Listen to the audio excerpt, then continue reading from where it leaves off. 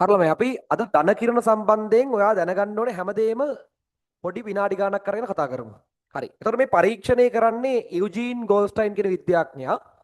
ඒකට මෙයා පාවිච්චි කරනවා අර විලියම් ක්‍රෝක්ස් විසින් හොයාගත්ත කැතෝඩ කිරණ නලයමයි ඒ පරීක්ෂණ ඇටෝමමයි පොඩි වෙනසක් එක්ක. හරි. අපි බලමු පොඩ්ඩක්. සරල රූපයක් අදගම් මේ විදිහට මේ තියෙන්නේ ක්‍රෝක්ස් නලය කියලා අපි හිතමු. හරිද? ලස්සන ගැන හිතන්න එපා. මේ තමයි ක්‍රෝක්ස් නලය කියලා අපි හිතමු. හරි. එතකොට මේ ක්‍රෝක්ස් නලයේ කැතෝඩ කිරණ පරීක්ෂණයට පාවිච්චි කරේ සාමාන්‍ය කැතෝඩයක්නේ. සාමාන්‍ය කැතෝඩයක් වෙන ලෝහයක් පාවිච්චි කරේ. නමුත් යුජීන් ගෝල්ස්ටයින් මේ කරන පරීක්ෂණයේදී එයා පාවිච්චි කරන්නේ සිදුරු සහිත කැතෝඩයක්. හරිද ළමයි? සිදුරු සහිත කැතෝඩයක්. ඒත් අපි එකට කියනවා සවිවර කැතෝඩ නැත්නම් සිදුරු සහිත කැතෝඩ. එතකොට මේක ඍණාග්‍රය. මේක ඇවිල්ලා සවිවර කැතෝඩයක්. හරි නැත්නම් සිදුරු සහිත කැතෝඩයක්. ඇනෝඩේ සාමාන්‍ය පරිදි ඒක වෙනසක් නැහැ. ඒක සාමාන්‍ය ලෝහයක්. ඒක සිදුරු සහිත නෙමෙයි. ඒතර මේක ධනාග්‍රය අපි මේකට කියනවා ඇනෝඩය කියලා. හරිනේ? ඒක සාමාන්‍ය දේවල්. වෙනද විදියටම පරිපතය හදා ගන්නවා ලොකු විභවාන්තරයකුත් එක්ක. සාමාන්‍යයෙන් කැතෝඩ කිරණ පරීක්ෂණයට ගත්තේ 15000ක් 20000ක් වගේ වෝල්ට් ප්‍රමාණයක්නේ. නමුත් මේකට ඊට වඩා වැඩි ප්‍රමාණයක් ඒගොල්ලෝ පාවිච්චි කරලා තියෙනවා. සාමාන්‍යයෙන් වෝල්ට් 20000ක් 50000ක් අතර ප්‍රමාණයක්. දැන් ටිකක් මේක මතක තියාගමු. වෝල්ට් අගේ ඕනි නෑ ළමයි. අධික විභවාන්තරය කියලා මතක තියාගන්න. හරි මේක ඇවිල්ලා අධික විභවාන්තරය.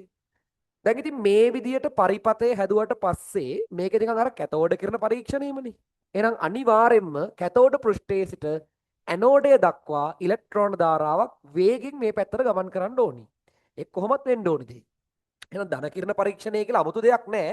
මේ ඇටෝම් වෙනදා වගේම සකස් කරා නම් කැතෝඩයේ සිට ඇනෝඩය දක්වා වේගයෙන් ඉලෙක්ට්‍රෝන ධාරාවක් මේ වෙලාවෙත් ගමන් කරනවා. එතකොට ඉලෙක්ට්‍රෝන ධාරාවට අපි සාමාන්‍යයෙන් කියන්නේ ඉතින් කැතෝඩ කිරණ කියලා. හරි. එහෙනම් මේ මොනවද? මේ තියෙන්නේ කැතෝඩ කිරණ. හරි. ඉලෙක්ට්‍රෝන ධාරාවක් තමයි ගමන් කරන්නේ.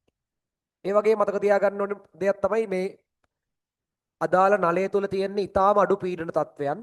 මේක ඇතුලේ තියෙන වායූන් ගොඩක් අඩුයි. නමුත් වායුව තියෙනවා. නමුත් ඊටාම අඩු වායු ප්‍රමාණයක් තියෙන. ඒක නිසා ඊටා අඩු පීඩන තත්ත්ව කියලාත් මම දාගන්නවා. එහෙනම් වෙනදා වගේ මේ පැත්තට ඉලෙක්ට්‍රෝන ධාරාවක් ගමන් කරනවා. නමුත් යුජීන් ගෝල්ස්ටයින් සහ එයාගේ කණ්ඩායම දකිනවා මීට වඩා ටිකක් අලුත්ම දෙයක්. ඒ තමයි මේගොල්ලෝ දකිනවා මෙන්න මේ කැතෝඩ පෘෂ්ඨය අසල යම් දිලිසීමක් ඇති වෙන්න පටන් ගන්නවා කියලා මේ කණ්ඩායම දකිනවා. එහෙනම් මේක හරියටම කිව්වොත් එහෙම මෙන්න මේ කැතෝඩේ තියෙන සිදුරු ටිකක් මෙන්න මේ සිදුරු වලින් නිකන් අර නලයාකාර කිරණ જાතියක් ගමන් කරනවා ඒගොල්ලෝ දැක්කා. ඒ කියන්නේ මෙන්න මේ පැත්තට මෙන්න මෙහෙම කිරණ ධාරාවක් ගමන් කරනවා කියලා මේගොල්ලෝ හොයාගත්තා. හරි. මුලින්ම මේගොල්ලෝ මේකට නම දැම්මේ නාල කිරණ කියලා. මොකද මේ සිදුරු හරහා මේ පැත්තට නිකන් අර බටයක් වගේ කිරණ ගමන් කරන නිසා මේගොල්ලෝ මේකට මුලින්ම දැම්මේ නාල කිරණ. පැහැදිලිද? ඒ නම් නිකන් ආවේ නෑ. නාල කිරණ කියලා කියන්නේ මෙන්න මේ සිදුරු ඇතුලෙන් ගමන් කරපු නිසා. හරි? ඒක ඇති වෙන්නේ කැතෝඩ පෘෂ්ඨයේ පැත්තේ. ඒක නිසා ඒගොල්ලෝ දැම්ම මේකට නාල කිරණ කියන නම. මුලින්ම ධන කිරණ නම කියන එන්නේ නෑ. හරි. ඊට පස්සේ මෙන්න මේ කිරණ සම්බන්ධව වැඩිදුර අධ්‍යයනය කරනවා කවුද? අර්නස්ට් රදර්ෆර්ඩ් කියන විද්‍යාඥයා. එතකොට එයා හොයා ගන්නවා මෙන්න මේ කිරණ ඇති වෙන්නේ කොහොමද කියන එක. මොන බලගින් ළමයි කොහොමද ඒක හැදෙන්නේ කියලා. උදාහරණයක් ගන්න අපි හිතමු මේ නලය තුල තියෙන්නේ ඔක්සිජන් වායුව කියලා. අපි හිතමු නලය තුල තියෙන්නේ ඔක්සිජන් වායුව කියලා. ඒතර නලය තුල ඔක්සිජන් වායුව ඉන්නවා නම් මුලින්ම මේ ඉලෙක්ට්‍රෝන ධාරාව අධික වේගෙන් මේ පැත්තට ගමන් කරනකොට මේ ඉලෙක්ට්‍රෝන ධාරාව ගිහිල්ලා වදිනවා මෙන්න මේ ඔක්සිජන් කියන එක්කෙනාගේ බන්ධනේ. එතකොට මොකද වෙන්නේ? ඔක්සිජන් කියන කෙනා මේ වෙනකන් හිටියේ අණුවක් විදියට. එතකොට මේ O2 කියන අණුවේ තියෙන බන්ධනය කැඩිලා මේ අණුව කෙලින්ම ඔක්සිජන් පරමාණු බවට පත් වෙනවා. පැහැදිලිද? මුලින්ම වෙන්නේ ඉලෙක්ට්‍රෝන ධාරාව වේගෙන් ඇවිල්ලා O2 අණුවේ වැදිලා මුලින් වෙන්නේ බන්ධන විඝටනය වීමක් වෙනවා. හැබැයි මේ ඇති වුණු වායුමය පරමාණු නැවත ඉලෙක්ට්‍රෝන වල ගැටීමත් එක්ක මේ වායුමය පරමාණු වල ඉන්න ඉලෙක්ට්‍රෝන ගැලවිලා අයින් වෙලා යනවා. අපි ඉලෙක්ට්‍රෝන එකක් ගැලවෙනවා කියලා හිතුවොත් එහෙම ඔක්සිජන් මොකක්ද හදන්නේ? ධන එකේ අයනේ හදනවනේ.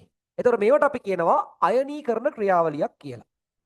ඒතර ගොඩාක් ඔක්සිජන් අණු පරමාණු බවට විඝටනය වෙලා නැවත ඒගොල්ලෝ අයනීකරණය වෙලා ඕ ධන අයන හදන්න පටන් ගන්නවා. ඒතර මේ ඉලෙක්ට්‍රෝන වලට මොකද වෙන්නේ? ඒ ඉලෙක්ට්‍රෝනත් මෙන්න මේ ඉලෙක්ට්‍රෝනත් එක්කම එකතු වෙලා මොකද කොහෙන් ආවත් ඉලෙක්ට්‍රෝනනේ. එහෙනම් ඉලෙක්ට්‍රෝන කියන්නේ සෑම පදාර්ථයකටම පොදු මූලික අංශුවක්. ඒක නිසා ඉලෙක්ට්‍රෝන මේගොල්ලොත් එක්ක එකතු වෙලා වෙනද වගේම ධනාග්‍රේ පැත්තට ගමන් කරනවා. ඒකේ වෙනසක් නැහැ. නමුත් ළමයි මෙන්න මේ ධන අයන වලට මොකද වෙන්නේ? ඒ ධන අයනයි. තව ඉන්න පුළුවන් ඉතාම අතලොස්සක් ප්‍රමාණයක් ඉන්න පුළුවන් බන්ධන කඩන්න නැතුව ධන අයන බවට පත් වෙච්ච කට්ටිය ඉන්න පුළුවන්. ඒ කියන්නේ O2 කියන අණුවම කෙලින්ම අයනීකරණය වෙන්නත් පුළුවන්.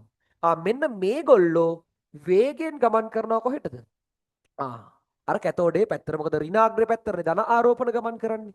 එතකොට ඒගොල්ලෝ ඇවිල්ලා මෙන්න මේ සිදුරු හරහා ගමන් කරනකොට තමයි අර දිලිසීමක් ඇති වෙන්නේ නැත්නම් නලයාකාර කිරණ ඇති වෙන්න පටන් ගන්න තියෙන්නේ. ඔක රදර්ෆර්ඩ් විසින් හොයා ගන්නවා. පැහැදිලිද? අපි හිතමු ඔක්සිජන් වායුව නැතුව ක්ලෝරීන් වායුව මේක ඇතුලේ තිබුණොත් මොකද වෙන්නේ ළමයි? එතකොට වෙන්නේ ක්ලෝරීන් අණුව ක්ලෝරීන් පරමාණු වෙනවා. ඒ ක්ලෝරීන් වායුමේ පරමාණු වායුමේ ධන අයන වෙනවා. ඒ වගේම Cl2+ අයනත් ඒ වගේම එන්න පුළුවන්. ඒගොල්ලොත් යනවා මේ පැත්තට. හිතන්නකෝ හයිඩ්‍රජන් වායුව මෙතන හිටියා කියලා. හයිඩ්‍රජන් වායුව හිටියොත් මුලින්ම වෙන්නේ H2 අණුව H පරමාණු වෙනවා. ඒ පරමාණු අයනීකරණය වෙනවා. එතකොට H+ අයන වගේ ඒවා වේගයෙන් මේ ඍණාග්‍රේ පැත්තට ගමන් කරනවා. එතකොට ඔයාලට නලයාකාර කිරණ જાතියක් එන්න පටන් ගන්නවා. දැන් ඔයාලට තේරෙන්න ඕනි මේ එන ධන අයන වලට ස්කන්ධයක් තියෙනවා. ඉතින් ස්කන්ධයක් තියෙනවා නම් ඒගොල්ලන්ට අංශුමය ගුණ තියෙනවා කියන එක දැන් එතන පැහැදිලි වෙනවා. ඒක අමුතුවෙන්ම කියන්න දෙයක් නෙමෙයි.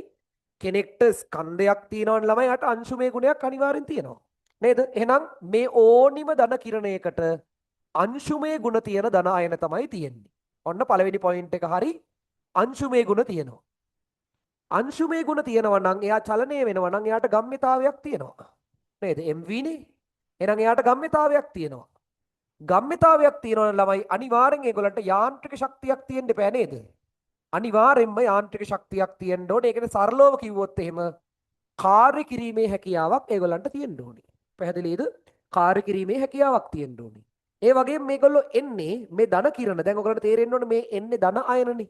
එහෙනම් මේකට අපි අමුතුවෙන් ආයෙත් නමක් දාගමු. දැන් මේකට අදින් පස්සේ අපි කියනවා ධන කිරණ කියලා. මොකද ඔයගොල්ලෝ දන්නවා මේ වේගෙන් කැතෝඩේ පැත්තට එන්නේ ධන අයන. ධන අයන එනවා නම් මේවට අපිට ධන කිරණ කියලා කියන්නත් පුළුවන් නේ. එහෙනම් ධන කිරණ ධන අංශුව නම් මේක ඇතුලේ තියෙන්නේ අනිවාර්යෙන් විද්‍යුත් ක්ෂේත්‍රයකදී මොකද වෙන්නේ කියන්නේ? විද්‍යුත් ක්ෂේත්‍රයකදී නම් මේ ධන කිරණ අංශුන් අනිවාර්යෙන් මොකද වෙන්නේ? අනිවාර්යෙන්ම ඍණ අග්‍රේ පැත්තට නැත්නම් කැතෝඩේ පැත්තට උත්ක්‍රමණය වෙන්න ඕනි. හරි ඍණ අග්‍රයට උත්ක්‍රමණය වේ කියලා අපි දාගමුකෝ. එහෙනම් ඔන්න හොඳ පොයින්ට් එකක්. විද්‍යුත් ක්ෂේත්‍රයකදී නම් මේ ධන කිරණ අංශුන් හරි නැත්නම් ධන කිරණ මොන පැත්තටද යන්නේ? ඍණ අග්‍රේ පැත්තට උත්ක්‍රමණය වෙනවා කියලා අපිට ගන්න පුළුවන්. පැහැදිලිද? එහෙනම් නැවත මතක් කරගමු. මේ එන ධන කිරණ අංශුන් ඇතුලේ තියෙන ධන අයන ඒගොල්ලන්ට ස්කන්ධයක් තියෙනවා. ස්කන්ධයක් තියෙනවා කියන්නේ අනිවාර්යෙන් මොකද්ද වෙන්න ඕනි? ඒගොල්ලෝ ගාව අංශුමය ගුණයක් තියෙන්න ඕනි. ඒ වගේම ගම්ම්‍යතාවයක් තියෙන්න ඕනි. යාන්ත්‍රික ශක්තියක් තියෙන්න ඕනි. ඒ වගේම විද්‍යුත් ක්ෂේත්‍රයක් කියන්නේ ළමයි ඇනෝඩේ සහ කැතෝඩේනේ. එහෙනම් ඇනෝඩේ සහ කැතෝඩේ නම් අනිවාර්යෙන්ම ඇනෝඩය ධන ආරෝපිතයි කැතෝඩේ ඍණ ආරෝපිතයි. එහෙනම් ධන අංශුවක් නම් අනිවාර්යෙන් කැතෝඩේ පැත්තට තමයි උත්ක්‍රමණය ගන්න ඕනේ. පැහැදිලිද? ඒ වගේම රදර්ෆර්ඩ් හොයා ගන්නවා මෙන්න මෙහෙම ලස්සන දෙයක්. ඒ තමයි දැන් ඔයගොල්ලෝ දන්නවා කැතෝඩ කිරණවල ඉන්නේ නම් ඉලෙක්ට්‍රෝන විතරයි. පැහැදිලිද? කැතෝඩ කිරණවල ඉන්න ඉලෙක්ට්‍රෝන විතරක් නිසා ඉලෙක්ට්‍රෝන සෑම පදාර්ථයකටම පොදු මූලික අංශුවක් නිසා කවදාකවත් කැතෝඩ කිරණවල ආරෝපණය බෙදීම ඔක අපි E කියලා දාගමුකෝ. ආරෝපණය බෙදීම ස්කන්ධය කියන අනුපාතය කැතෝඩ කිරණවල වෙනස් වෙන්න විදියක් නැහැ. පැහැදිලිද? කැතෝඩ කිරණවල E බෙදීම M අනුපාතය නියතයක්ව තිබ්බට ඕගලන්ට දැන් සරලව තේරෙන්න ඕනි මෙතනදී ධන කිරණ අංශුන් වල එක එක ධන අංශු වෙනවා ළමයි. O+ වෙනවා.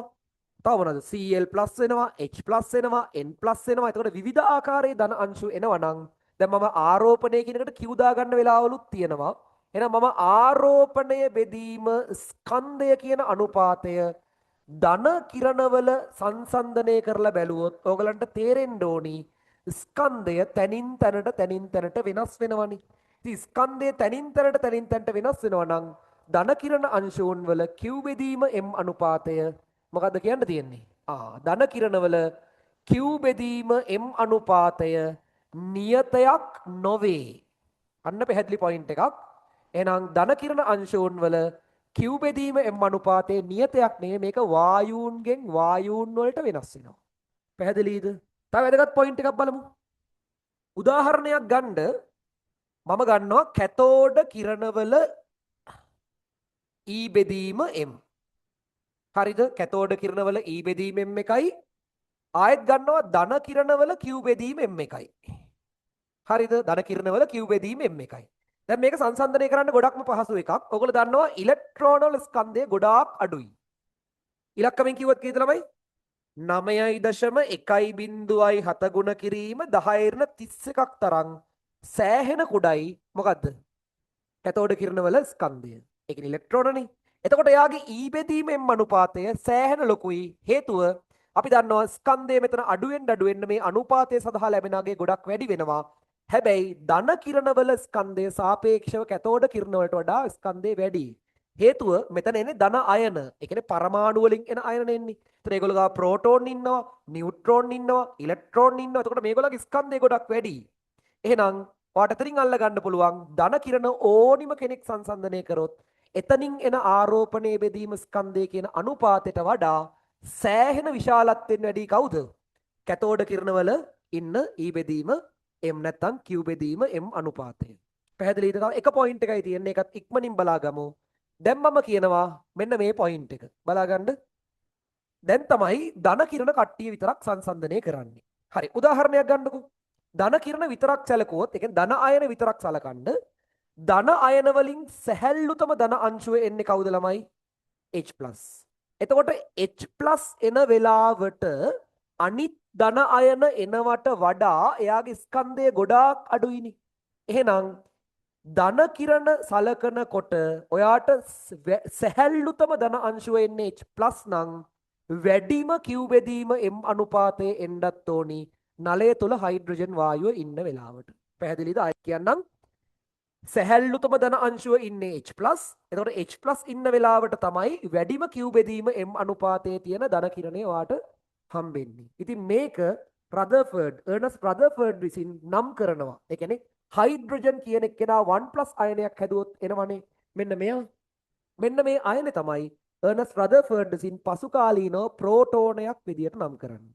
පැහැදිලිද ළමයි? එහෙනම් ප්‍රෝටෝනය සොයා ගැනීම සම්බන්ධ නැත්නම් අනාවරණය කර ගැනීම සම්බන්ධ ගෞරවය යන්නේ එර්නස්ට් රදර්ෆර්ඩ්ට. නමුත් ප්‍රෝටෝනේ සොයා ගැනීම සම්බන්ධ ධන කිරණ පරීක්ෂණයේ සිදු කිරීමේ ගෞරවය යන්නේ යූජීන් ගෝල්ස්ටයින්ට. හරි. එහෙනම් මේ ටික පොඩ්ඩක් සමරයිස් කරගන්න ඕගලන්ට පුළුවන් මේ වීඩියෝ එක බලනකොටම අවශ්‍ය වෙන නෝට් එක ලියා ගන්න පුළුවන්. ගොඩක් දරුවන් ගාව නෝට් එක තියෙනවා. ඒ ටික හරි වැරදි බලා ගන්න පුළුවන් සහ ඕගලන්ට අමතක වෙලා තියෙන පොයින්ට් නැවත මතක් කරගන්න මේ පාඩම වලට පුළුවන්.